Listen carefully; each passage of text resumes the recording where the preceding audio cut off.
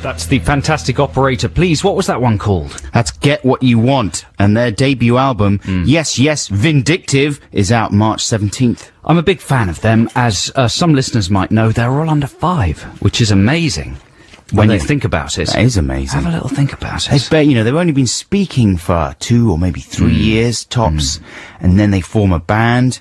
And then they go through so many different phases. Kids these days, kids are doing sort of older type things, younger and younger, as human civilization evolves. Soon there will be bands of 5-year-olds. So what are you saying? Operator Please are not 5? No, they're how old's the drummer? The drummer's tiny, right? His voice hasn't broken yet. Physically basically. tiny. Yeah, because he's a child, not because there's anything wrong with him. But he's basically a child. Oh, a question for one of the Six Music listeners would be, what was the youngest charting band ever?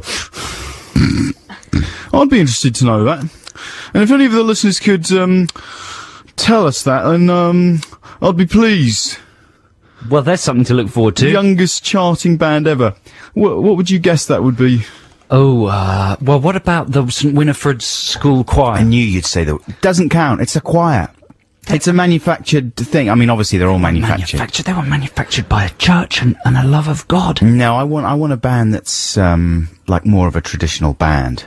A proper band. I don't want a St. Winifred School Choir. Who are the other big school choir? Well, in terms of charting, what about Aled Jones? Is he a band? He's a one-man band. He's an artist. I want more of a band like Hanson. You know what I mean?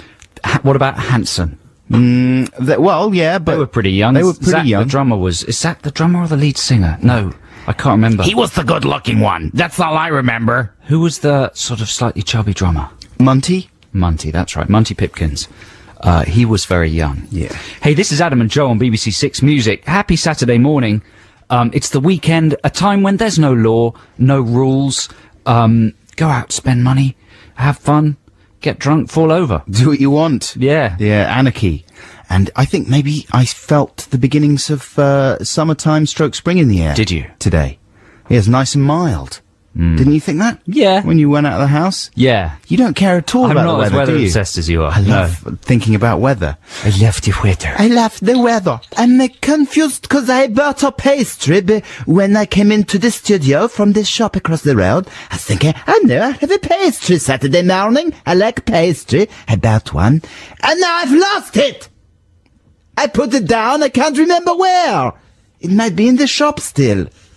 Shall I go to the shop to find out? No. I will. I can't live without the pastry. Hey, here's some De La Soul with I Know. De La Soul, here on the Adam and Joe show on BBC Radio 6 Music. They're a hip-hop band from America, and they were one of the first bands, this is for younger listeners, to kind of use samples that creatively, weren't they? Yeah, certainly unexpected samples, you know what I mean? From not necessarily black sources, they were one of the first black groups to sample a white band, as far as I know. That's a Steely Dan sample, isn't it, there? Yeah, from Peg. Although, having said that, Grandmaster Flash was sampling... Yeah, I think you're probably... I'm talking you're probably wrong there. Balls, I might say it's dangerous to be so racially segregative. It's very racist, in your analysis. It's not racist, it's just unnecessarily I think it's probably divisive. I think it's probably racist. I think you're probably gonna racist. Get fired. Oh no. Yeah, because you're very racist. I'm very racist, aren't I? Yeah, I'm probably one of the most... how racist you are. I'm really very racist. It's a shame, really. You know what? I smell very racist as well. That's a racist thing to say. It is racist. Who was the guy that did Planet Rock? Rock, Planet Rock. Emperor Ming? I don't know. Don't remember. Because that samples Kraftwerk, of course, and that was very much before De La Soul. But anyway, there you go. Lovely De La Soul. Now you've got a track coming up now that you've chosen for the listeners, haven't you? This is kind of a Radio 2-y track, but it's really nice. It's kind of an old one. And the story behind this is when I was a kid, I suddenly decided... I went to see Oliver in the West End at the Albury Theatre, maybe the Aldwych, can't remember. It was a very spectacular production. Wow. And I saw all those kids about my age, dressed as little urchins, jumping around with everyone looking at them and applauding them. And I thought, I want to be like that. I want to be an urchin. I want to be an urchin and jump around on stage and have people applaud me. How old were you again? 23. Yeah. No, probably about 9 or 10. Okay. Maybe 11. Right. So I got my mum to take me to audition for that very production. No. I think she might have seen that they had, openings for urchins coming up. I didn't have any acting training. Urchin openings. Yeah, but I decided I wanted to be an actor. Yeah. So I went to audition for it, and the song I learned is from Oliver, was Where Is Love? Yeah. Do you remember that one? No. Little Mark Lester in some kind of a basement, staring through the bars. It's so high pitched. It's so high pitched. Yeah. That I think they actually get a lady to dub it over in the film musical. You've never told me this before. That's true. So You're a little Thespy pop idol kid. So I practiced and practiced and practiced that song, and I had fantasies about getting the part. My Lord. And I told my mum all about my yes, Mummy, when I get the part, my favourite thing will be this, the bit when I'm in the undertakers and I toss all the coffins over and run around. That bit's going to be really good. My mum went, yes, it is.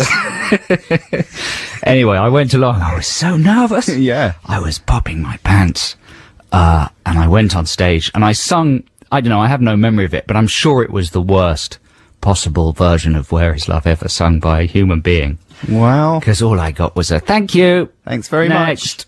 Never heard from No, them. we've got a tall urchin. Thank you, bye. Yeah, so we're trying to get urchins under 6 foot. They got to be smaller than Fagin. Anyway, so when I heard this version of that song by an old-time Karuna lady, Irene Crowell, this is a kind of a jazzed-up version of it. It sort of exorcised various problems. Yeah, did it for me. exorcise him, or did it make you curl up into a ball in the corner? No, because she sings she sings this so beautifully. Yeah. And I wanted to put it early in the show because it's a very soothing song. It's kind of got a bit of the radio too about it. If you're still in bed, this will be really, cuddlesome and warming. This is Irene Crowell. Is it Crowell? I don't know. She sounds like a monster from Doctor Who. Yeah. With Where Is Love? This is Kroll. Yeah.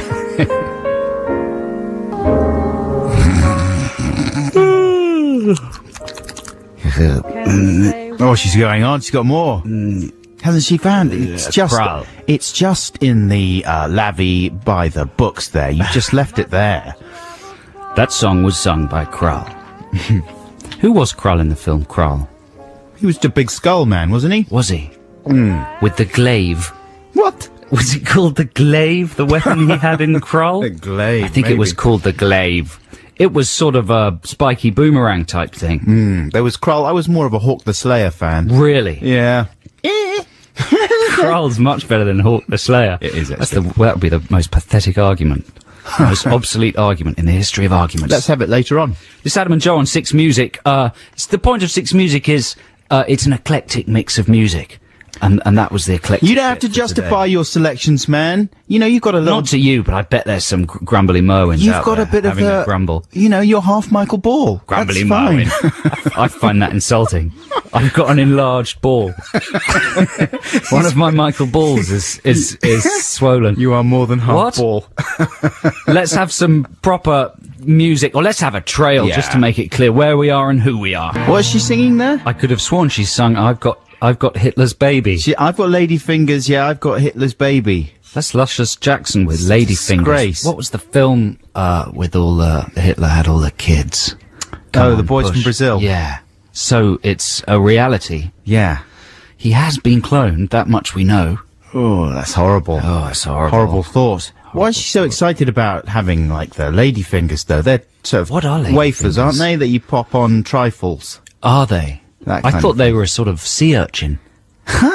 Maybe they are too. Lady like an fingers. anemone. Yeah, they tickle you when you go skydiving. Skydiving? Sea diving.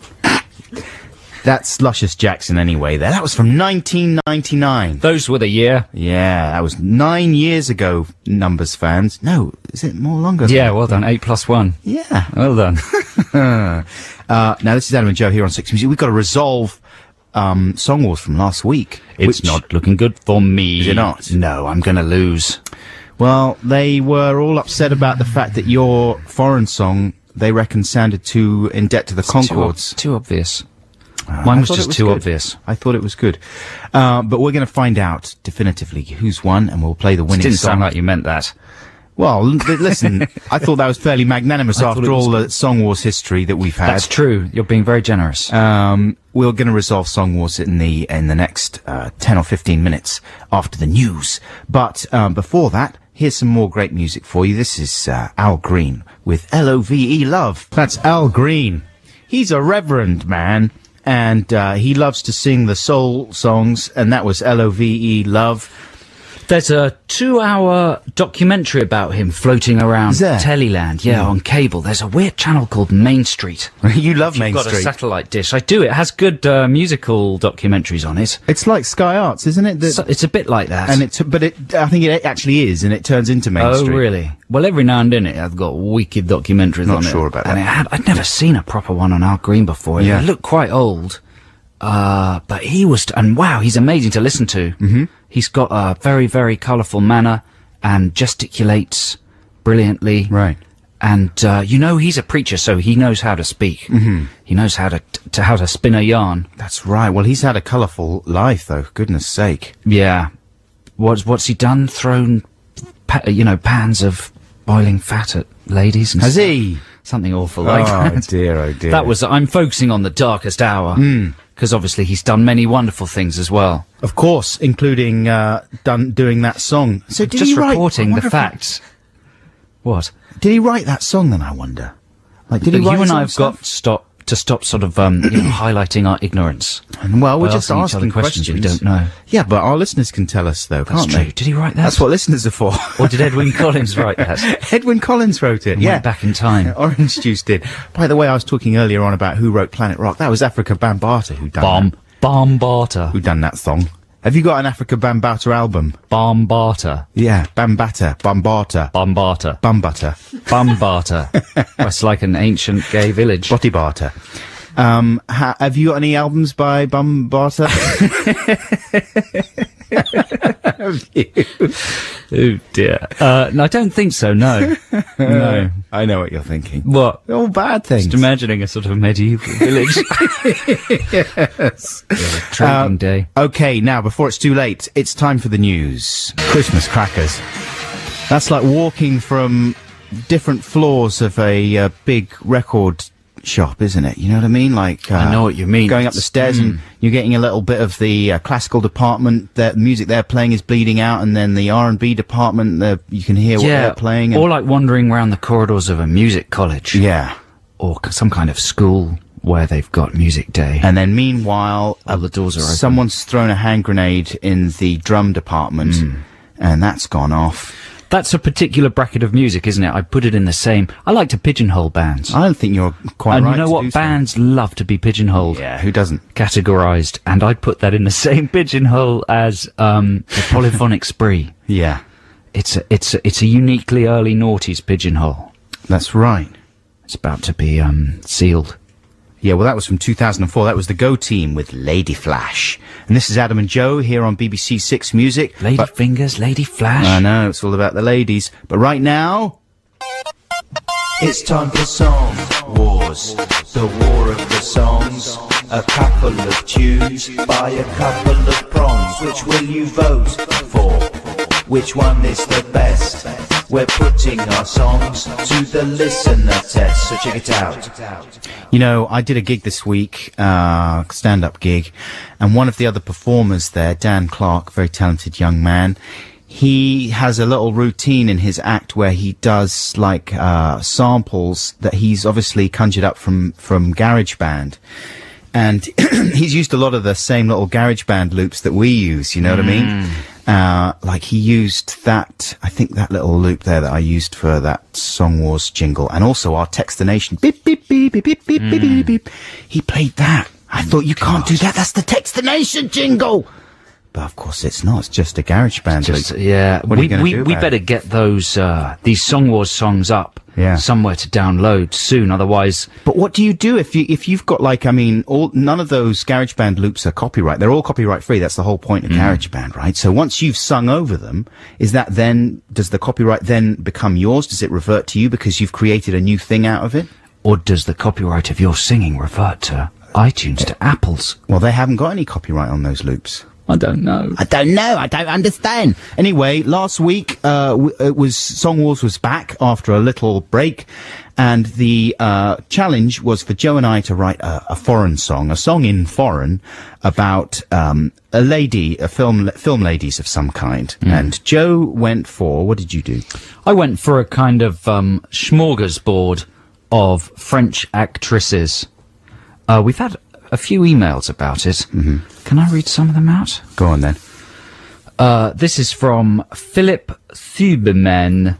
Superman. No, Sussman. I don't know. Sussman, yes. Hi guys, greeting from the lovely city of Bamberg.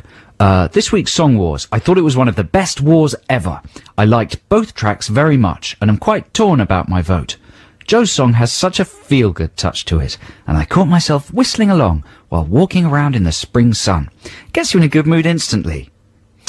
I'm only reading this out because it's really nice about my That's nice, song. that's very upbeat. Joe's songs in general are very well produced, always very fitting to the atmosphere and just enough background instrumentation. Unlike Adam, who tends to go a bit mad and overdo it. That's true. I'm only reading this out because it's the one that's nice about my one. Yeah. Adam's song was also very funny. I love the impression of Penelope's film titles and lyrics were a bit more creative than the ones of Mr. Cornish. A bit more. That's as good as it gets for me. Right. We have other emails, like from David Clark. My vote this week goes to Adam for his depraved tale of lust and obsession. I imagine with a huge 4/4 kick behind it, this tune would go down well at some sort of filthy cave rave for criminals in deepest, darkest Spain. Bumbarter.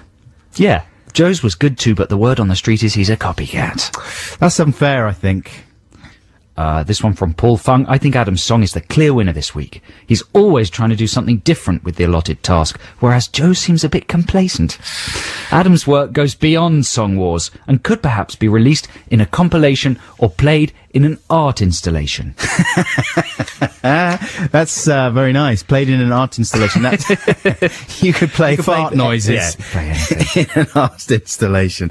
But let's find out who In won. an art installation. Exactly. That would be ideal. Right, I'm going to read this out this week. Usually it's you get to exciting. do it. Song Wars results. Here's the piece of paper, ladies and gentlemen. Envelope. And the winner is, Oh wow, it's a trouncing. I've won it, ladies and gentlemen. 93%. Adam with 93%. You know, still not the biggest trouncing in the history of Song Wars by any stretch. You've trounced me with much more than that on many occasions. But there you go. I can't pretend that I'm not delighted.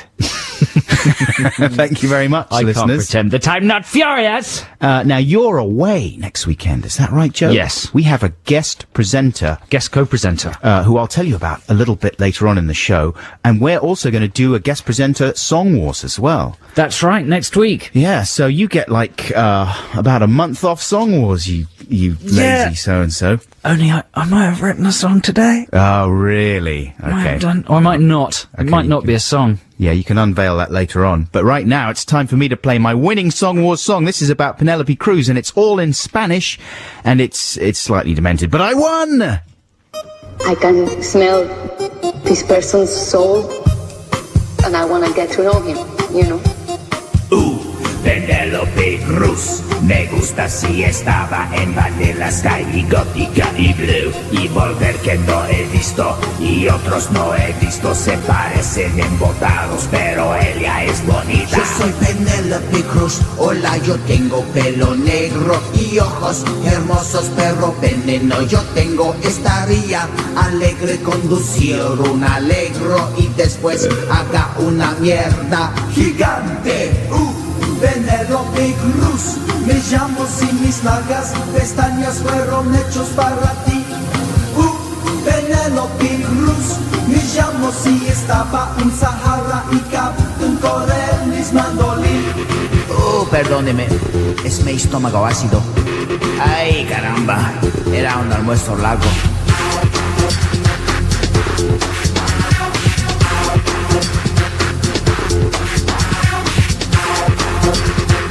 Estómago ácido. Penelope Cruz, me llamo sin mis largas pestañas fueron hechos para ti. Penelope Cruz, me llamo si estaba en Sahara y Captain Corelis Mandolin con Nick Cage. There you go. That's my Penelope Cruz song.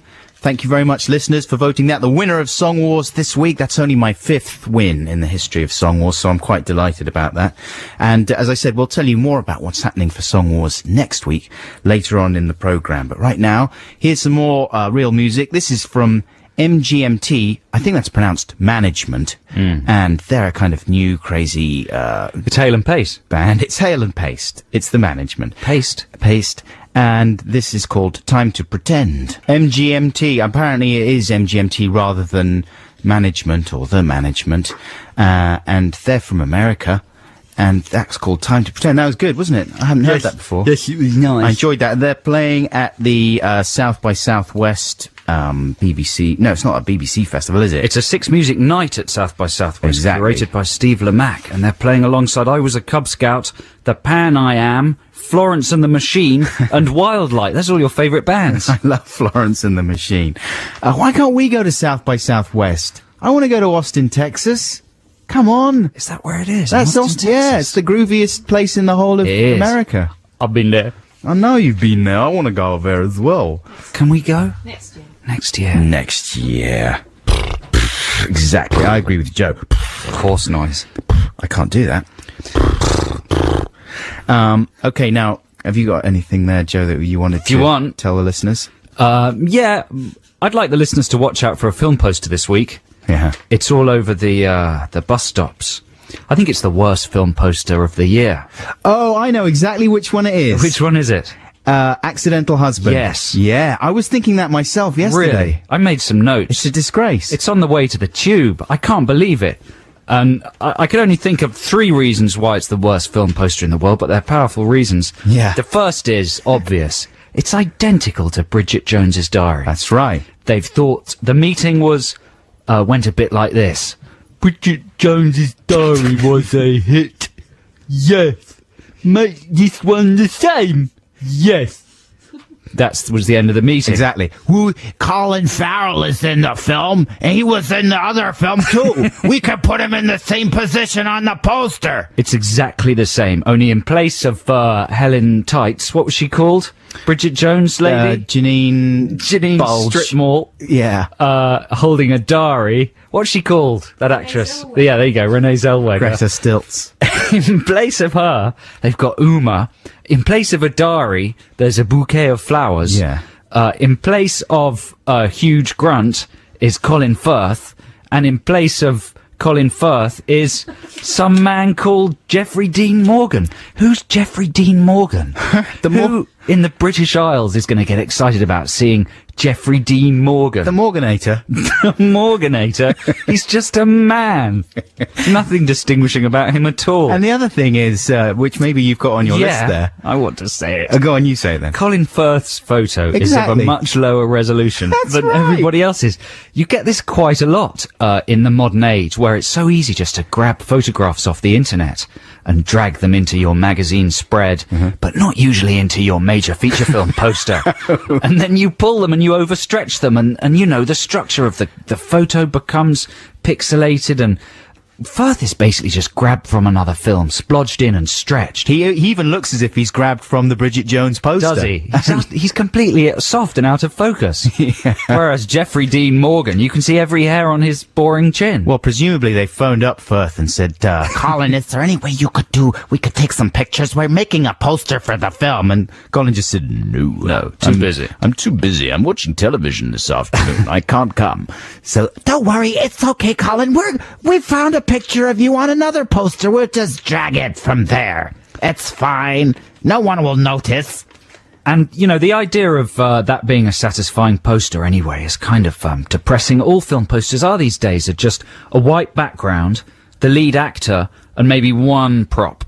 Yeah. And that's it. You know, anything else is considered to be confusing. And if you think back at the good old days when, you know, those amazing artists would do amazing kind of imagined collages of scenes from the film. You know, the Star Wars poster? Yeah. Or Indiana Jones? I mean, obviously that's a fantasy film and stuff, and a romantic comedy is slightly different. It's always been a bit more functional in the world of romantic comedy, do you think? Yeah. Maybe you're right. But imagine if Star Wars had a similar poster design. Darth Vader in the middle, against a white background. Han Solo on one side, shaking a fist at him. Luke throwing his head back and laughing on the other. The tagline would be, "You've never seen Stars War quite like this." They would have got a bigger audience. More money. They would have got more money. Yeah. That's where they went wrong. Anyway, keep an eye out for that poster. What's it called? The Accidental Husband. Yeah. It's shockingly poor. That notion as well, the notion of a whole accidental husband. And if you work in the media and know anyone who has anything to do with that campaign, Call in. call in, or on Monday, just slap them. No. Don't give a reason. I would like Be to. slap them. I would like to speak to the people involved with that, because I bet you. I mean, because it looks like a mock-up, that Right. poster, right? I bet you there was something that happened. They had to rush release the poster or something, and they ran out of time and money and enthusiasm. That's the result. I would love to hear from anyone involved in that. Give us a call. What's the number? Can people call us up? No, they'd have to email adamandjoe.6music Oh, and then we would call them. bbc.co.uk. Then we'd call them. Yeah. That's right. Or, of course, you can text. The number is 64046. You've got to be able to prove it, though. You have to prove that you're involved in the Yeah, thing. we'd cross-examine you. Exactly. Ask various coded questions. Can't just be comedy conjecture. Now it's time for some music that I've selected for you, listeners. This is this isn't even out yet. Okay, this is new music. I dug this out from the promo bin. I probably stole it off someone's desk here at Six Music. It's by Peter Mören. He's 1/3 of the Swedish pop stars Peter, Bjorn, and John. Of course, they did the whistling one. Yeah. Young folks. And he's got an album coming out called The Last Tycoon, which is out sometime in May, early May. And this is the single, 21st of April this is out.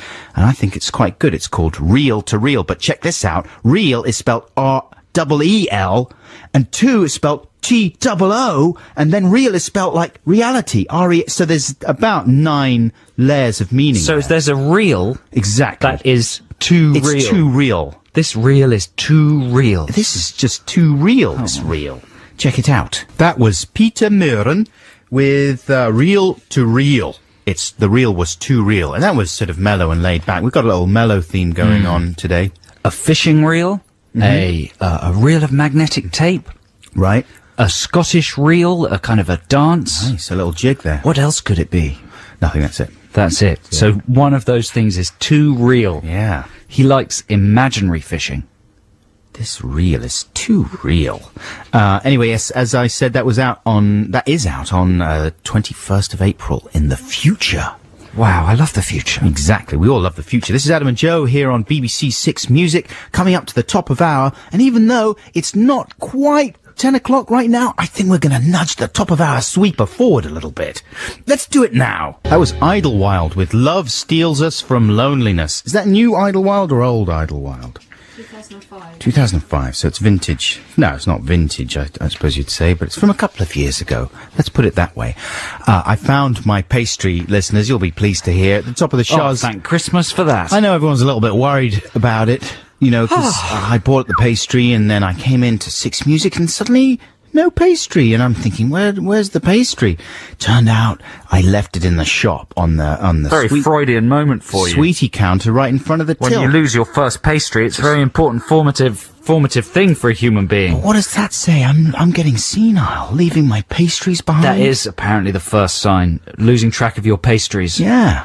is the first sign of old age. What's happened to my pastry? Has anybody The fact that seen you're eating pastries. my pastry? You've got flakes all over your jumper. Am I? Flakes of pastry like a little old colonel. It's my Saturday treat. My pastry. What's in your pastry? Kind of a sort of a... Custard. No, it's like a cinnamon gel. Ah, cinnamon gel. Yes. Do you know who manufactures that? No. Toshiba. Yeah. It's good. Anyway, so one of our favourite actors, listeners, if you listen to our waffle regularly, you'll know that we like to follow the career of one of Britain's most thrusting young performance talents, Nicole Kidman. Danny Dyer. Danny Dyer. Danny Dyer works with a director called Nick Love. They make such films as The Football Factory and what was the one called where Sean Bean beat all the nonces up? The Revenge Blokes. Stop it. Stop it and shut up. Yeah, I forget what it was called. What was the one where they went to Spain with all the money? That was The Business. The Boots. The Business. Yeah. Yeah, The Business. There you go. And they're genuinely a pretty good team.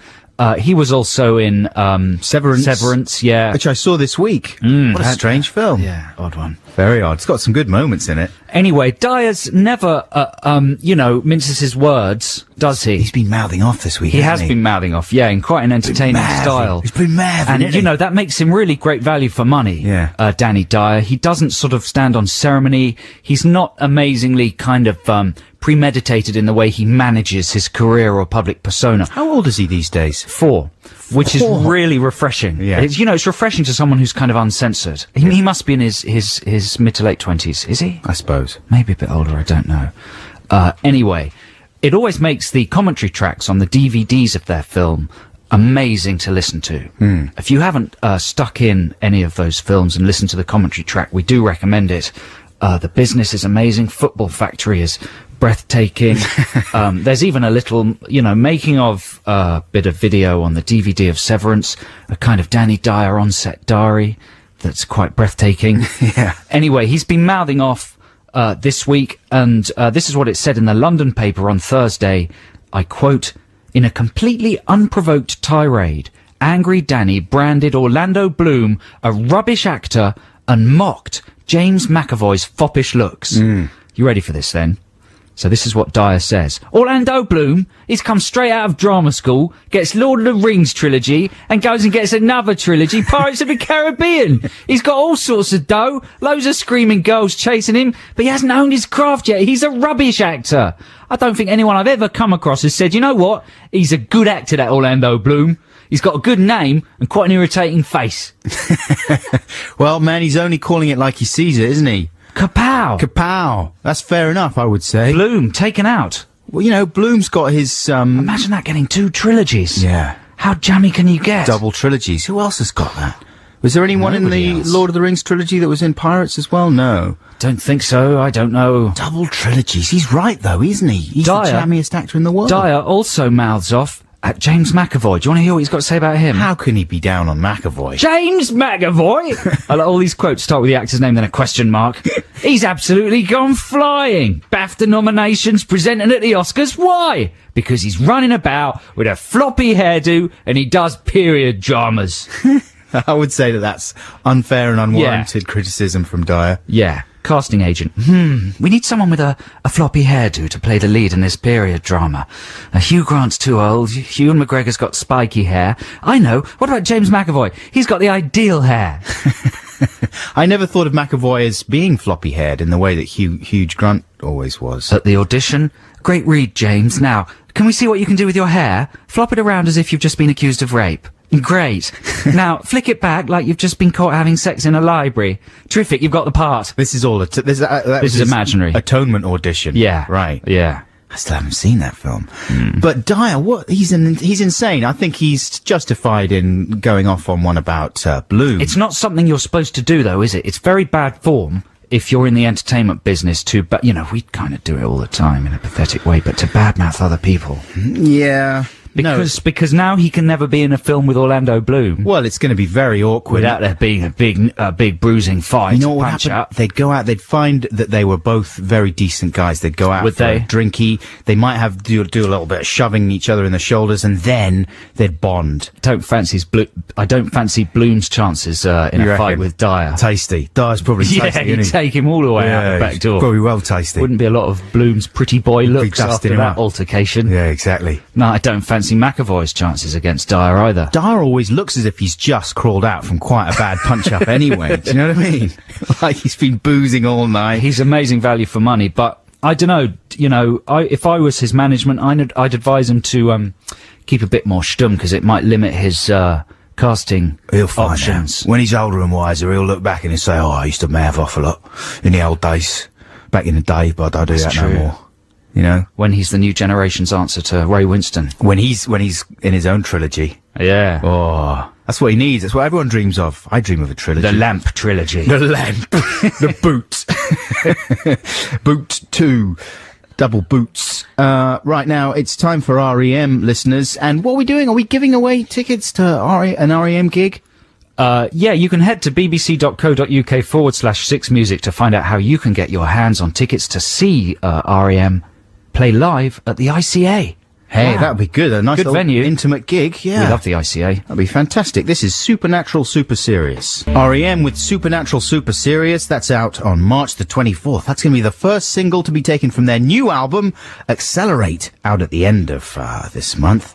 And you can head to bbc.co.uk/6music to find out how you can get your hands on tickets to see them play at the ICA. That's a great venue because it's small. Exactly. It's intimate, and it's always amazing seeing a really big band in an intimate venue, innit? Tall people, you mean? Like a band made out of big people? What did I say? A big band. A big band, yeah. Because they are fairly big, aren't they? Peter Buck, he's a big hulking man.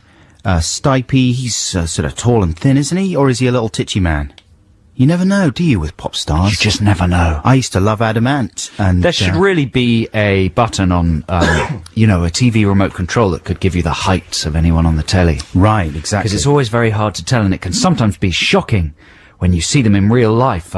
Well, you and I are people are always shocked how what a disparity there is height-wise. I saw Harry Potter with my own eyes the other day. Yes. Couldn't believe it. Teeny weeny. I was standing right next to him, and it was like he was a mile away. Is he a little titch box? Tiny. Wow. But of course, in the world of film acting, that saves a lot of money because they build the sets much smaller. That's true. You know what? I saw Ron Weasley the other day. Did you? Yes, I did.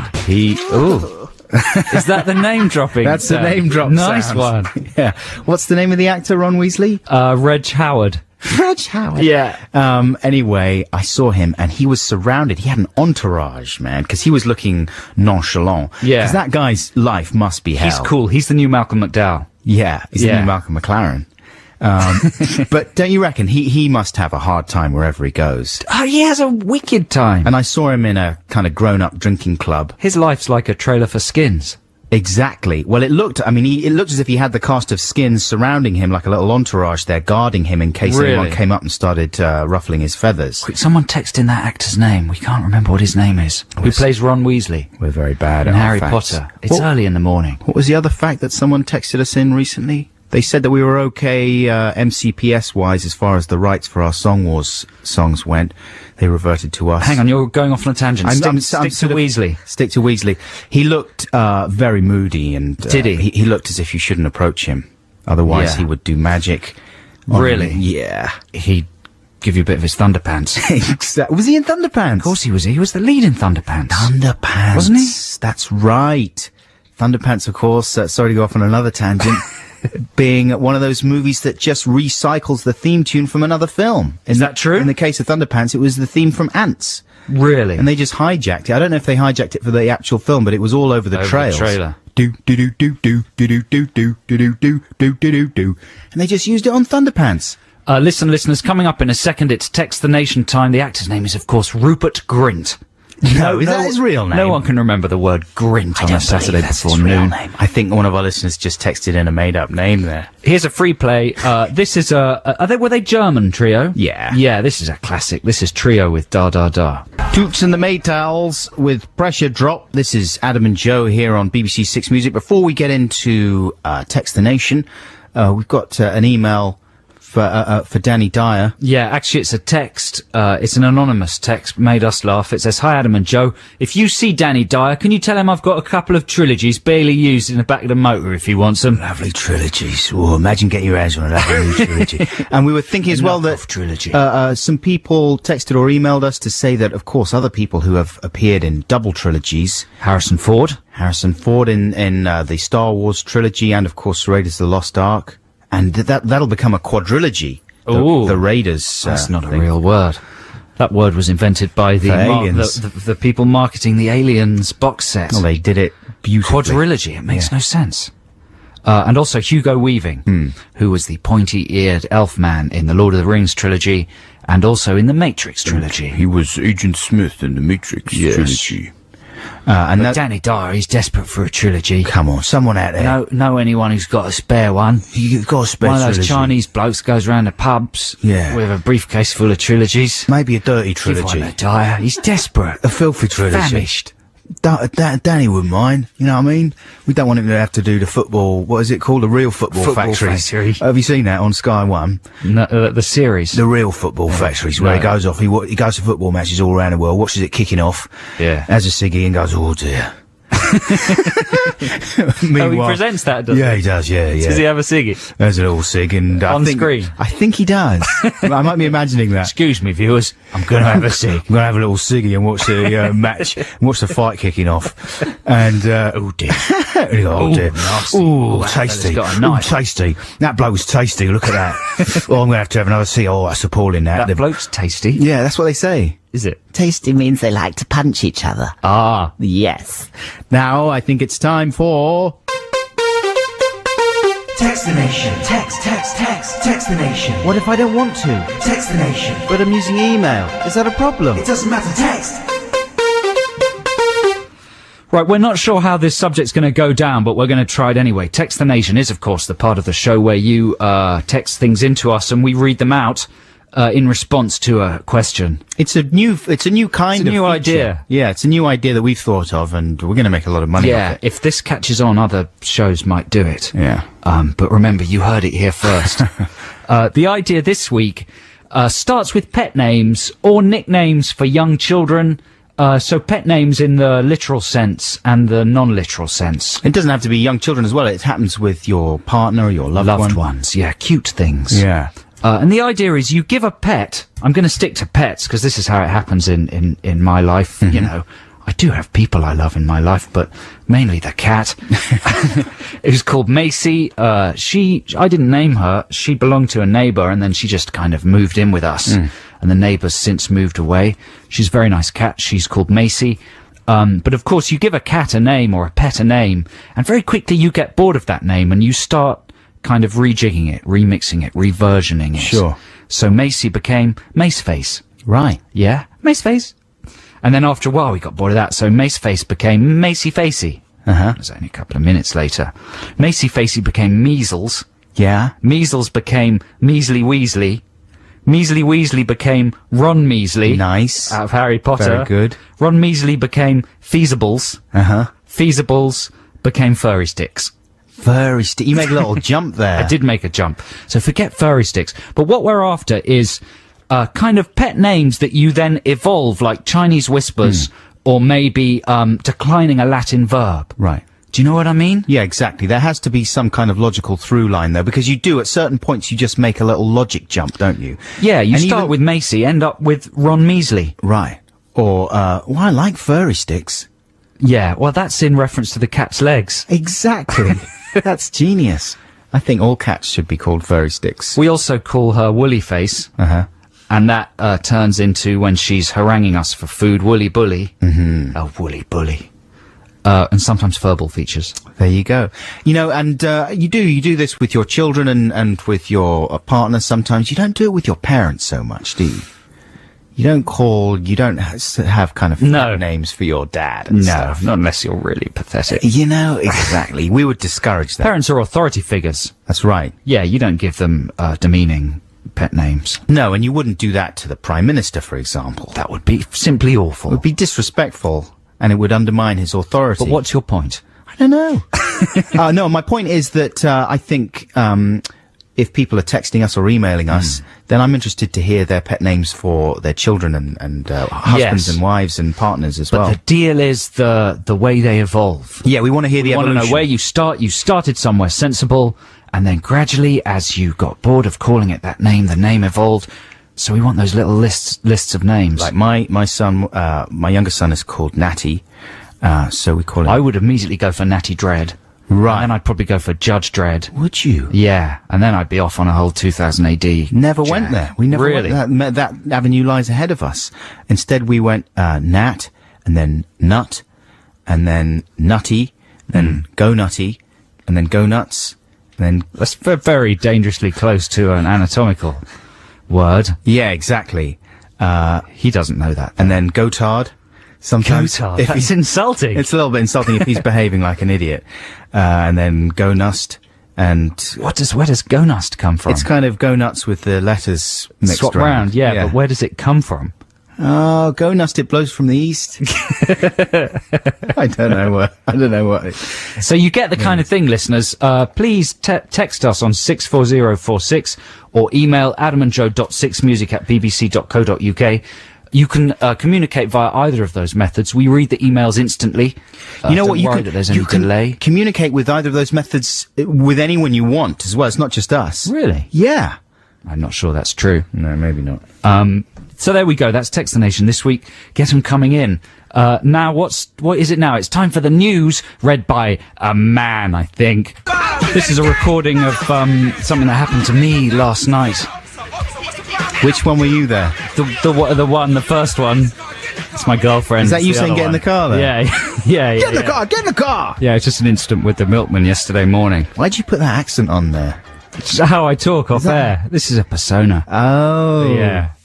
When you get back to Stockwell, that's how you talk. Yeah, everyone talks like that in Stockwell. That's right. It's near Brixton. It's the most violent and deadly place in the country. Now, folks, I'm sorry to tell you this, but Joe and I are going to be fired. Yeah, we've had a mess in the studio. We've had an accident in the studio, a spillage of information all over the floor, and it's information concerning REM. We've been horribly misinformed about this whole REM business. They're not playing at the ICA. They're playing at the Royal Albert Hall, and they've got some kind of exhibition at the ICA. What's more, the gig is in honour of the ICA. Right.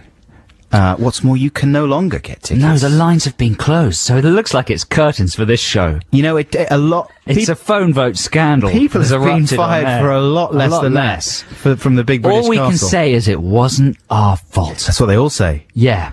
That doesn't wash at the big British castle. We're off then. We're going to be tarred and feathered and Alan Carr's back next week. Pushed off the ramparts. For the foreseeable future. It's been lovely being on air. Thanks we'll very see much. you on the Big L. For all your... Where's the Big L? It's some radio station with old DJs on it by the seaside. Oh, good one. Very good old DJs. Free candy floss. Exactly, yeah. Wicked. If we're lucky, we'll get on the Big L.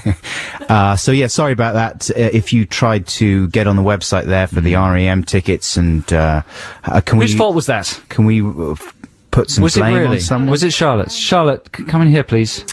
Come in here, Charlotte. Charlotte, just come in here. What are we going to do? We're just going to make Etta to apologise. We're going to do some humiliating. You can't do that. Come on, Charlotte. Come over here. This is Charlotte. This is the kind of thing Would you that... like to apologise? Yes, I'm very, very sorry. Say, dear listeners. Dear listeners. I'm very sorry. I'm very no, sorry. I'm very sorry. I'm very sorry. For do what I do. For do what I do. Bye-bye. Bye. There we are. She didn't say the second bye there. She but didn't. Still. You're fired. You're fired. Thank you very much. Clear your desk. Clear your desk, pack your bags, get your coat, and get out. So yeah, sorry about that, REM fans. There's only two of them out there, What did we offer them as a sop, a fob, or whatever you want to call it? Nothing. You can listen to the gig on the Stuart McConey and Mark Lard show. What is Lard's first name? Eric. Listen, let's have some music. This is a free play from you, isn't it, Adam? Yes. I'm a big Robin Hitchcock fan, and this is from his album I, which was re-released recently. And if you're a Van Morrison fan, which I think a lot of our listeners will be, then maybe you're familiar with the album Veed & Fleece. That's one of my favourite Van Morrison albums. It's a sort of just after Astral Weeks, and it's an absolute smash. That's how you pronounce the phrase absolute smash. Absolute smash. And this song, Raining Twilight Coast by Robin Hitchcock, is sort of indebted to a track from that Van Morrison album called Streets of Arklow, I think it's called. But this is Raining Twilight Coast by Robin Hitchcock. Enjoy! That was the Slits with Typical Girls. This is Adam and Joe here on BBC Six Music. It's time now... Text the nation. Text the nation. What if I don't want to? Text the nation. But I'm using email. Is that a problem? It doesn't matter, text. It's Text the Nation time. This is the part of the show, listen carefully because this is complicated, where we give you a subject and you text us about it and we read them out. So what was the middle part? I'd forgotten. I wish I should have made a note of it. Anyway, the subject this week is evolving nicknames for pets or children or loved ones. You give them a kind of a nickname. You get bored with it quickly. You start to evolve that nickname. until it becomes kind of like a weird game of Chinese whispers and ends up something that nobody could possibly deduce where it came from. Does that make sense? Yeah, it does. So I've only done the emails so far. We've had a lot in. I'll try and go through the text when we get a longer record. But here are some emails. This is from Emily Poston. She says, my little sister Cicely became Cicely Parsley early in her life after a Beatrix Potter book, Cicely Parsley's Nursery Rhymes. Is that how you pronounce Cicely? C-I-C-E-L-Y. Cicely. Cicely. Yeah. Yeah. Quite suitable for the blonde moppet she was. Happily for all concerned, I think, this has, in the intervening years, morphed into Parson, Arson Parson, and often fondly into Parshole. A move to the mellower West Country led to my attempt to impose Pass-Irie on her? I think I'm pronouncing some of these wrongly. This continues to sit uncomfortably with her all-consuming antipathy for all things mellow. I love her. Oh, that's nice. Isn't that nice? That's a wonderful journey. That's good. Parshole, though. This is one from Ryan Staines. I've got a friend called Laura. Once, when pronouncing her name in a funny way, I noticed it sounded like loo roll. That turned into bog roll, since that was funnier to shout in the street. Someone changed that to boggit, which was meant to be nicer. Somehow that devolved again into boggernoggers. She is now a barrister and has been known to call herself Ginger Ninja Lawmaster Laura. Boggernoggers is good. Boggernoggers. A trained barrister. Would Boggernoggers please come to the stand? I have many names for my cat, says Alison Shaw, who is named Lemmy. He is named after Lemmy Kilmister's mole. He's Lemmy Kilmister from Motorhead. Okay. This can also be Lem, or the Lemster. Anyway, when I got him, he was kind of lackluster, according to my vet, so I started to call him Scruggy. Scruggy Scruggs, which then became the Scruglet. That mutated to Scrabbly, or Scrabbles when feeling formal. Scrabulous junks. When he's bad, I say, no way, Jose, as in, no way, Jose, but pronounced wrong. What? No way, Jose? I don't know. Anyway. There you go. So that went from Scruggy Scruggs, Scruglet, Scrabbly, Scrabbles, Scrabulous Junks. Scrabulous Junks is good. I like where they end up these names often, you know? Yeah. Gareth Owen says, hello, my name is Gareth. At the age of 8, I unfortunately acquired the nickname Garfield, which was regrettably shortened to Garf and stayed that way for some years. I went to college, tried to lose it, but it still lingered like a foul smell. My brother modified the name to Garfy, which I quite like. We've got a habit of putting the in front of people's names, so it became the Garfy, which I like even more. It eventually changed into the Garfsy, which when typed into a text message comes out the Hardshi. Whoa. Which the very same brother decided to use as El Hardshi Libre. And now a lot of the time he just says Libre.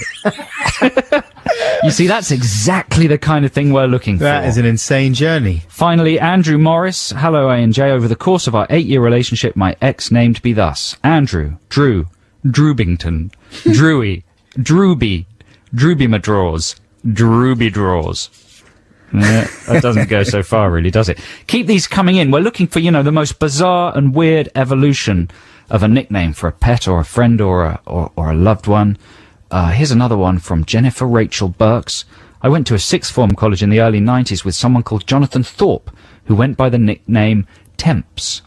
That came from the following logic strand. Thorpe equals Thorpey, sounds like 4p, add 6 is 10p, becomes Temps. Add 6 is 10p? I put that bit in, because it just goes Thorpe, Thorpey, 4p, 10p, Temps. Well, do you remember our friend Chris Cook? He had quite a tortured evolution of nicknames. Yeah, it started off Chris Cook, and then Dr. Hook, he was called. And then after that, it was just the Doctor for a while, and then Hookles, and then Dr. Spock, and then Spockles, and then Spockter. Spockter's a good one. And then, and then variations on, there was a little fork that went in the Doctor Road, Yeah. So he turned into Doc Ock for a while. Like Dr. Octopus. Yeah, exactly. And, Doc Ock and Spock. And I've got a few. Went on. Jobo. Yeah. The Cornmeister. I have to have a think about those. Corn You balls. must have a few as well. No, I never had any. We've talked about this before, but I was always very jealous of people who had nicknames. I've got nothing except obscene variations on Buxton. Keep your nickname evolutionary strings coming in. The email is adamandjoe.6music@bbc.co.uk. The text is 64046. Here's Johnny Flynn with his leftovers. Come on, Johnny. There you go. Delicious, freshly squeezed orange juice for you there, listeners there. That's Rip It Up, of course. This is Adam and Joe on BBC Six Music. It's Saturday morning. We're in the last hour of the show now. Who's coming up at noon? Is it Liz? Is it Liz? Well, we don't know. We're not going to say anything factual anymore. No, because we know almost idiots. Next to nothing. What do we know about? But listen, as Adam mentioned earlier in the show, I'm unfortunately indisposed next weekend, so Adam's got a guest presenter sitting in. But before we get to that, we're doing Song Wars every other week at the moment, listeners, and to be perfectly honest, I'm a little bit jealous that someone else, the mystery guest presenter, is going to get to do a Song Wars. I like doing Song Wars, and I've really got into the habit. I was a bit grumpy about it when we first started and complained about the workload, but I got into the habit, and I can't stop doing songs. So the song's just got to come out. It's just got to come out. You've got music in you. It's fun. And, sometimes they're not very good, like the following. But this week I just couldn't stop myself from doing a song, and I knew I wasn't allowed to write a song. I thought it might make you upset. So I've written a song that isn't really a song. It's called This Is Not a Song, This Is It.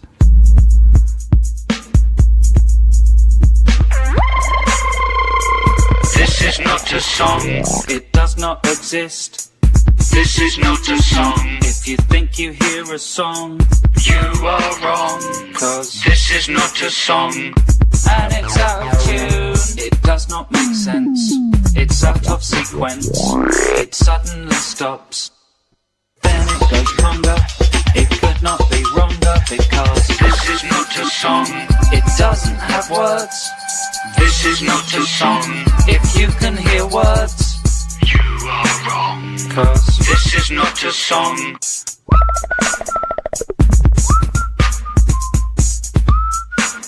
Cause I have not done a song.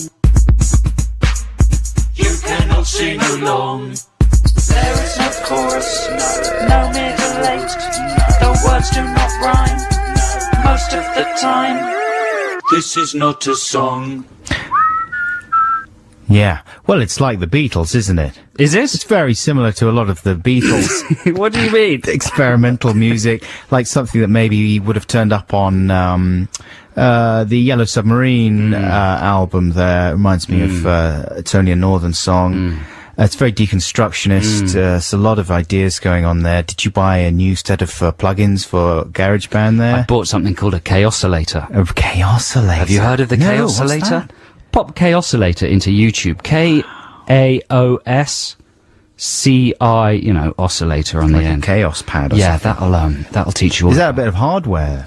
It's basically, what was the Rolf Harris thing called? The stylophone. Stylophone, yeah. It's a stylophone for the noughties. Brillo pads. K-oscillator. K-oscillator. It's brilliant, also very frustrating. Yeah. You'll see why if you have a look at the films of people using them on YouTube. Well, Yeah. that was extraordinarily strange. Thanks for sharing that. That's all right. It was only short. And we're not asking people to vote for that. No, just ignore that. Pretend it didn't happen. It was just a little burst, a little creative ejaculation there from Joe Cornish. Yeah, all over the ears. All right. Now, my presenter next week, my guest co-presenter, will be the film director and pop video genius Garth Jennings. Oh. He's an old friend of both of us, me and Joe. We met him ages ago. He'll do a ruddy good job. Yeah, I'm sure he will. And he's got a film coming out. That's not the reason that he is co-presenting, incidentally. It's a convenient coincidence. It's a convenient coincidence. He's got a film called Son of Rambo coming out. Talk about convenient coincidences. They made the film over a year ago, but it was sort of held up as far as getting it released went. So now it's turned out that it's being released about a month after Rambo. So that's quite good, isn't it? It's got nothing to do with Rambo, other than the fact that it's about some young boys in the 80s making quite a lot to do with Rambo. Yeah, thematically a little bit, but that's where the similarity It's ends. about a kid who doesn't have a telly, who's from a puritanical religious background, Yeah. who sees Rambo in the 80s on home video, and it changes his life, and he goes about making a kind of kiddie version of Rambo. Yeah. It's great. It's hitting cinemas soon. It's more of a rites of passage thing, though, than a kind of recreation of Rambo. It's a must-see. Yeah, absolutely. I've got like a little minor scene in there. Oh, I thought you were going to talk about something else. No. What? A little disease or mole. Oh, I've got a little winky. No, I pop up in Son of Rambo very briefly. But anyway, Garth is going to be co-presenting next week. Of course, as well as being a film director, he also directed amazing pop videos like Pumping on Your Stereo, the one with the Muppets for Supergrass, Coffee and TV with the little milk carton for Blur, and many others. You can ask him about that next week, listeners, if you like. And Garth is going to be taking part in Song Wars. And the Song Wars challenge for next week, which Garth and I have to fulfill, is we've got to create songs using members of our family. Can be any family member. We've just got to make a song with them in it. It can't be us singing. So that's Song Wars for next week, and you'll hear what we came up with then. But for the time being, that's it for Information Zone. Here's Elbow with Grounds for Divorce. That's Elbow with Grounds for Divorce. Right now it's time for... Text the nation. Text the nation. What if I don't want to? Text the nation. But I'm using email. Is that a problem? It doesn't matter, text. Yes, Text the Nation this week is all about evolving nicknames, where you give someone a name or a nickname, and then over the weeks and months it evolves into something completely different that a novice could never possibly trace back to the origin. We've had lots of very nice emails and texts. Nice is the wrong word, isn't it? No, nice is a good word. Amusing. I like the word nice. We used to have a teacher at school who banned the word nice. Teachers She hated it. Yeah. And everyone, as an end-of-term present, used to bring her nice biscuits, you know? Yeah. Used to say nice on them and laugh at her. In your face. You should have shoved those biscuits right in her face. That's what you should have done. No, I'm joking. You should never shove biscuits in people's faces. It's very dangerous. But I think everyone Do has... it slowly and softly. That's fun. That's sexy. If you just press it on the end of the nose very softly and then wait till it just crumbles. Hey, across listen, the if you face. moisten the biscuits first with warm water, that's a whole different thing. If you dunk them and then push them in someone's face, that's a sign of love. But everyone has teachers who do that, don't they? Like English teachers, they're always saying, don't use the word nice. I ban that word. If I see that in an essay, you get a minus mark thing. You know, immediately. And I've never had a problem with the word nice. I like it. It's nice. Okay, here are some of those emails. This is from Dave in Cheltenham. Morning, chaps. Our eldest son is named Joshua, which was obviously shortened to Josh. This quickly became Josh Mosh, then Mishmash, then Mishington, Mashington, until finally arriving at Mission Impossible.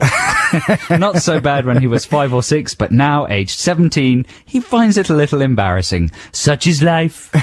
Is that what he's put at Says the end? Dave, yes. That's brilliant. From Josh to Mission Impossible. That's very good. That's a good one. Here's one from... skipping that one. Here's one from Andrew Collins, I'm not sure. My little sister's called Georgina. This was swiftly turned into Georgie and George, but strangely moved in the tyrannical direction of Genghis. That was too brilliant to let go of, so we stuck with it. Genghis. That's quite an odd one, isn't it? Good. Genghis is nice. So, this is from John Bateman. Hi, we inherited a cat when we bought our house, imaginatively named Thomas, which obviously wasn't interesting enough. He became Tom, Tomo, Thompson, and whatever Tom derivatives came to mind, including Tomkin. And that naturally led to Battleship Potomkin. I don't think he understands the role he played in Russian history, but he answers to it. But then he answers to anything. I think he might be a bit deaf. John Bateman and Judith Winters in Scarborough. Thank you very much for that. That's excellent. Battleship Potomkin. Brilliant. Russ Jones. Dear Adam and Joe, my mother had a cross between a Chihuahua and a Chinese crested powder puff. Does that exist? It's a cartoon character. It was originally named Webster, after Webster Booth, who died on the day that she bought him. Webster naturally turned into Webby, and then became Webby Woo Woo. This somehow evolved into Webby Woozle, in reference to the Winnie the Pooh story where Pooh and Piglet walk around and round a tree and search for 2 woozles and 1 weasel. Webby Woozle became just Woozle, and then turned into Woo Woo Woozle. Finally, any combination of webbies, woo-woos, and woozles was accepted. The dog died of a brain tumour. I was wondering why I was reading that one out, and then I realised. Not because of the nicknames, though. Possibly, I think. It's very confusing for a dog. Leon Trigg has sent Dear Adam and Joe... Oh, no, sorry, this is from Amy in Brighton. Email address says Leon Trigg. She's piggybacking on someone else's Wi-Fi, That's probably. illegal, I think. Dear Adam and Joe, we have a lovely, fluffy, cool customer of a cat called Sydney, and then Denny, off the back of Sydney, I suppose. Sydney became Denny, becomes Den, becomes Denzel, became Denzel Washington, becomes Denzel Washing Cat. If it's a Denny day, we can sing the Blondie song, Denny, Denny, I'm so in love with you, ooh, ooh. That's pretty good. Denny, I think you'll find. Denny. They're not bothered. Denzel Washing Cat. That's very good. Harold Dalton says, my girlfriend is called Helen, which soon became Helly, which became Smelly, which became Stinky, which became Ugly. She loves it. All right, Ugly. All right. Elise Richardson, our dog is called Ruby. When she was hungry, we used to say that she was hungry pungry. We then started calling her Pungry. Now she's called Pungs. That's weird. That doesn't go far enough, does it? For you, you look disappointed. Well, yeah, we're sort of half. That's a journey that's only halfway complete. Yeah. Well, I'd like them to get back to me in a year. John Vowles says, my daughter Alice has a great pet name. Here's how it happened. Alice became Ali. Ali became Ali Bongo. Ali Bongo became Alfonso. Alfonso has become Fonzie. Oi, Fonzie! That's good. You'd never track that back to Alice, would you? Never. Wouldn't happen. The tracks are perfectly well covered. Tom Bacon says, I had a friend at school called Adam. His real name was Sam, but he didn't like that name. That's a different story. When we found this out, we used to call him Spam, which then evolved to Spoon. He was also called Baboon alongside this, as he looked a little bit like a baboon. We then merged these two names, and he became known as Spaboon. Says Tom Bacon. Well, I'm jealous. I sympathise. Well, Spaboon, you could... Oh, no, hang on. Was Spaboon from Adam? Yeah, you could take Spaboon. I never had any Have nicknames. Spaboon. That's no good. I'll tell you what, more. let's wrap up Text the Nation shortly. There's a lot more that we can do, but first, here's a bit more music for you listeners. Now, you chose this one, didn't you, Joe? What is it? It's Erykah Badu. Yeah, this is the new Erykah Badu album. She's a terrific singer. If you don't know any Erykah Badu and want to know how to get into her, then if you haven't seen Dave Chappelle's film Block Party, rent that out and watch it on a really good hi-fi and a big screen. And Erykah Badu does an amazing couple of songs in there. And she's got a new album out. It's a very important, difficult, mysterious album. It's called something like New America Part 1, but America's spelt all funny. Is it a sort of concept album? It certainly is. The cover has her face, a painting of her face, and she's got a big afro, but it's not an afro made of hair. It's made of all kinds of symbolic little symbols. Symbolic junk. Yeah, you know, it's one of those album sleeves you can get lost in. Yeah. Find lots of messages Concept albums coming back in, I think. This is her new single. It's great, and it's got a fantastic squidgy synth on it that reminds me of my childhood and is sort of the sound of going through very thick mud in Wales. Ooh. Yeah, this is Erykah Badu with Honey. There we go, Erykah Badu with Honey, and weirdly that's the hidden track on the album. Oh, that's often the case. Sometimes it's... Is it? That's happened before, has it? Well, you get like a really good hidden track, you know what I mean? There's nothing worse than a really bad hidden track. That's her first single off of it, and it's the hidden track. Right. So I was a bit, disturbed when I got it home. Strange. I was looking for that song, and I thought, man, the single's not on the album. The name of the single isn't on the back of the album. Well, sometimes what happens is the band does a stopgap single, do you know what I mean? But something that between albums... To keep up interest. To keep up interest, but it's not really in keeping with the spirit of the album that eventually gets released, so they either miss it out completely or they have it as a little hidden track there. It's a good album, that. I do recommend it. If you like that kind of thing. If you don't like that kind of thing... What happens if you don't like it? Well, I wouldn't buy it. Oh. I think you'll be misinvesting your money. Right. That's City News here on the Adam and Joe radio show. That's very important news. Now, before the real news, here are the Lunatic Fringe, also known as CSS, with Off the Hook. Yeah, they're off the hook. That's CSS. This is Adam and Joe here on BBC Six Music. Time now for the news at 11:30, read by Nikki Cardwell and Andre Payne. Brit Award winner Kate Nash with Merry Happy. That's the 5th single to be taken from her debut album Made of Bricks. Surely, I mean, with the best will and the best skills in the world, she's never going to be able to equal the success of Made of Bricks. Don't you reckon? The first album. It's bad to be negative about music that you play on your show. Usually we take care for one of us to be enthusiastic about a record. Can't manage it.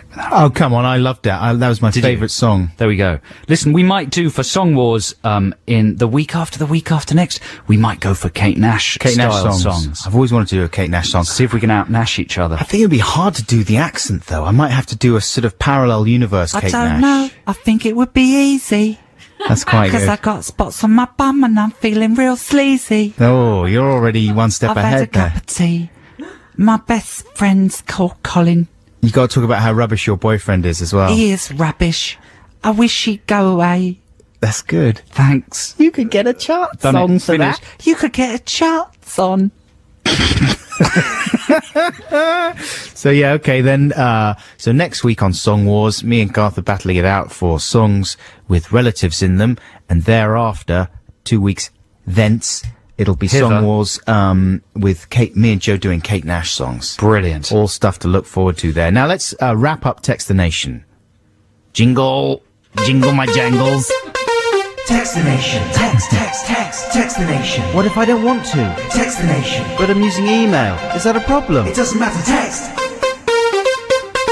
We're talking about evolving nicknames, nicknames that sort of start sensible, then you get bored with them, so you twist and change them until they become a word whose logic you can't possibly trace back to any kind of sense or origin. A mangled distant cousin. Thank you very much. This is from Lindsay in Glasgow. My friend Stiff got his name thus.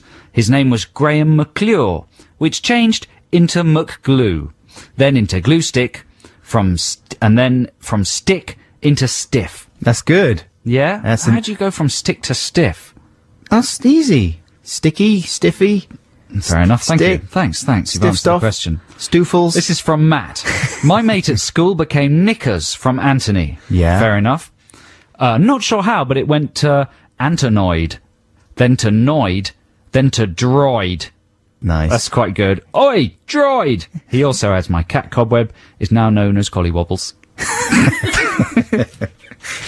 Our cat, says Stee in Wirral, is called Milo, which is transformed into Milois, Petit Monsieur, Monsieur Stench, Cat Head, Cat Faced Killer. Cat Faced Killer is good. Well, cats are hideous murderers. They're awful. Whenever you think they're all sweet, they'll go and disembowel a baby hen or something. They are cold-blooded. Toss them around. Oh. Spiritually, that is. Yeah. My kitten's called Lynn. This one's anonymous, I think, and gets called Lineker, which is how she is sometimes known as Gary. Nice. Yeah, that's fairly straightforward. Is that it? Yeah. 2 steps? Yeah. Well, it's only a text. My cat Eric evolved to Rick Rock. I guess you go from Eric to Rick. Yeah. From Rick to Rick Rock, based on the name of the guy who sang It Wasn't Me with Shaggy. Now it's become Truck Stop. That's good. Eric, Rick Rock, Truck Stop to Hairy Trucker. Nice. Yeah? The next step is going to be obscene, isn't it? From that. Yes. My sister started with Nina, then became Neens, then Nina Noona, then Noonie, Noonie Noon, Goon, Goose, Loose Goose, Goon Face. I now call her Marvin O'Gravel Balloon Face. Hang on, who's that from? I thought maybe Nina Nana would be in there somewhere. Nina Nana, yeah. She's is she still the entertainment correspondent for London Tonight?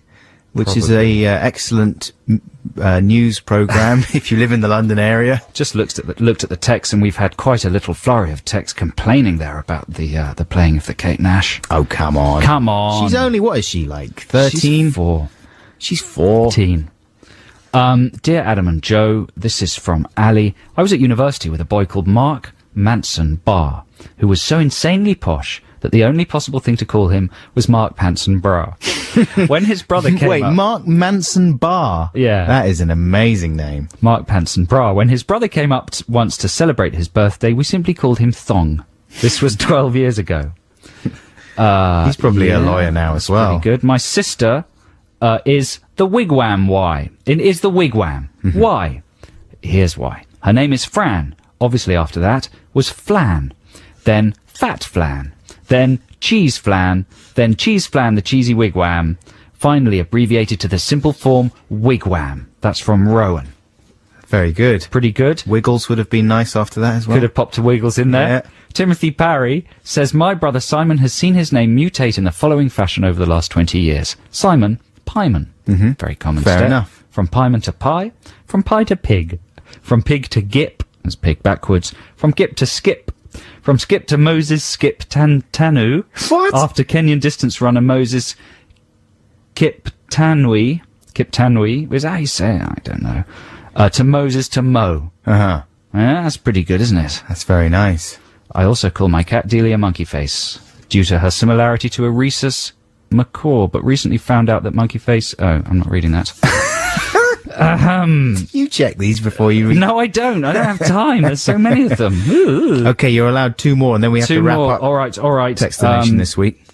Oh, gosh. Still got more music to play. My name More. is Sarah, which became Saz, which became Suze, which inexplicably became Suze Squidoodle, which was shortened to Squid, which is what my mum still calls me today. But when I answer to Squid in mixed company, people give me funny looks. It's always Yeah? strange when parents do keep working the nickname in public. Like, your parents don't have an insane nickname for you, do they? My dad calls me Bobo. Does he? And he sometimes calls me that quite loudly in the street. In the street. Hello, Bobo. Bobo. I love it. I Yeah. love him and I love it. He can do I no never wrong. knew you were called Bobo He by could, your he dad. can hit me across the head with a cricket bat and I'd still give him a hug. Yeah, exactly. Especially if he called you Bobo just after Yeah. he'd hit you. Bobo. There you go. Plus Take this, it's Bob Bobo. Hoskins, isn't it? Exactly. Bobo. Only the best. Do you want one more? Last one. Can't tell you whether this is any good or not. I haven't really read it. This is from Helen. An old friend of mine called Rachel decided when we were about 13 that she wanted to be known as Pick from now on. We found this a difficult transition, so to ease ourselves in, we came up with a string of nicknames. To begin with, Pick became Pickles or Captain Pickles. Following the Pickle Goods strand, she became Piccalilli. This inevitably became Piccadilly Circus. There was even a song for her, Pick, Pick, Pick, Pick, Pickles, lay a little egg for me, but I'm not sure where that one came from. It came from the post-war variety halls, didn't it? So she could never have foreseen that. Why did she want to be called Pick in the first place? Dunno. That's Pick, bizarre. dunno. Being called Helen, I've been called Nelly, Smelly Nelly, Nelly the Elephant, Melon, Lemon, and when I was in school, one of my best friends latched onto Hell. Yeah. I've been to hell and back. Thanks very much for all your texts and emails this week. We really appreciate all of them. And sorry if we didn't read yours out. We don't want to get into a big fight about it, okay? But we'll be back, of course, next week with more of the same sort of stuff. From the nation's favourite feature, Text the Nation. Feels like we should have an outro jingle. Yeah, you did well there. Yeah. We've never really sort of closed it or wrapped it up in I was wrapping it that up way. That Yeah. felt really good. I put a little bow on Finally, it there closure. for you. Yeah. Now here's The Strokes with When It Started. That's brilliant there. That's one of my favourite songs by The Strokes. I think that is a B-side of maybe the last night's single. It's just a smash. I wouldn't mind some more Strokes, please.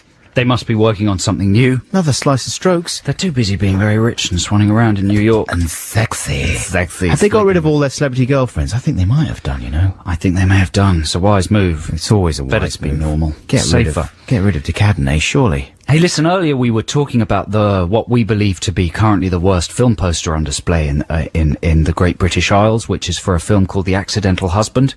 Got a dreadful example of low-resolution photoshoppery on Colin Firth's face. Yeah, very low res. And a number of people have emailed in pointing out other Photoshop-style inconsistencies in film posters. And we're thinking this could kind of run as a sort of minor strand, because it's often very frustrating when you see a film poster and the body is clearly a different person than the head. The other thing they do sometimes is to flip the image round from left to right. You know what I mean? To do it to mirror the image. Yes. If someone is facing the wrong way and they want them to just face from left to right rather than the other way round, they just flip it round. But when you do that to a picture, it often looks very weird. Something odd happens. If you just flip round a picture of someone you know or whatever, they look wrong. If you mirror that image, it's strange. Especially if they're wearing something that has a word on it. Exactly. Or something.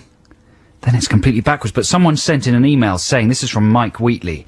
He says, I'm glad it's not just me. I saw that poster on London Bridge the other day. I'm a retoucher by trade, so I notice rubbish Photoshop work as a matter of course. I can understand why they won't be able to shoot the 3 of those actors together, but it looks like Firth had his shot done by the local free paper photographer. They've spent the retouching budget on her face to make her look like a Stepford wife. He's way too magenta.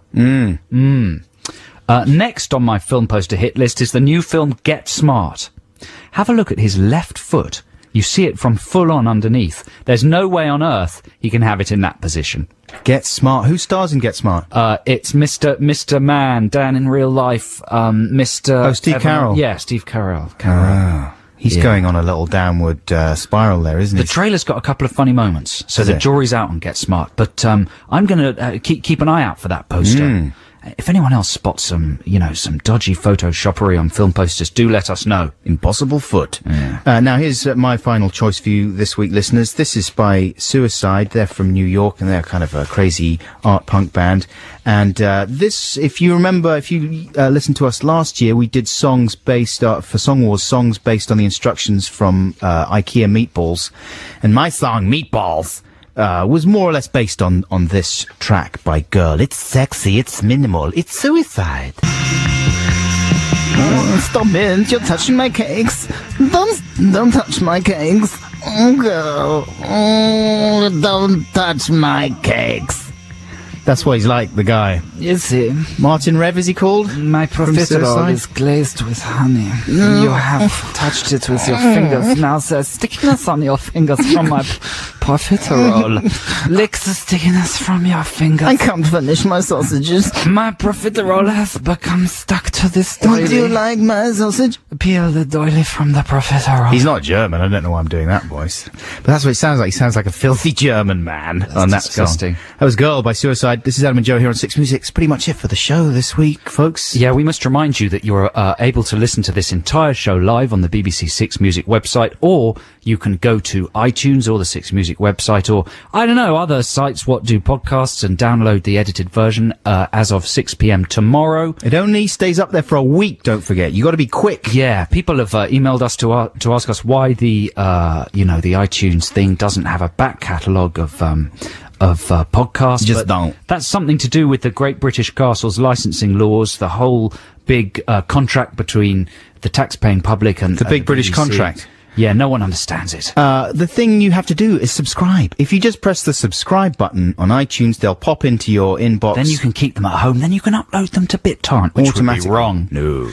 But there's sure to be some nutter out there collecting them. And you may have read, if in certain trade publications this week, that plans are underfoot for a new hour-long sort of podcast stroke album thing. We haven't quite decided on it.